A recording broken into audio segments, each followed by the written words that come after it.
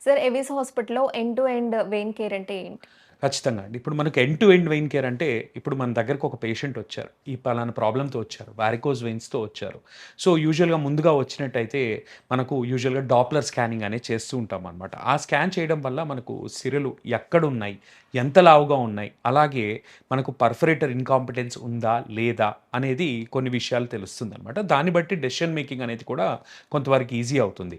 So, అలా వచ్చిన patient మన చాలా ప్లేసెస్ నుంచి ఓవర్‌నైట్ జర్నీ చేసి వస్తూ ఉంటారు.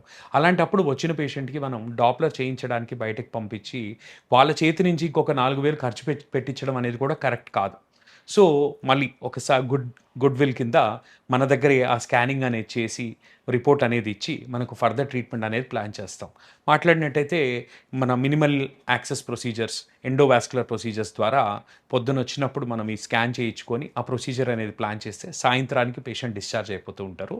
సో, ఇదంతా కూడా సింగిల్ డేలో అయిపోతుందండి. మార్నింగ్ వచ్చాక ఈవినింగ్ ఇంటికెళ్ళిపోవచ్చు. So, that is what we call it as end to end care.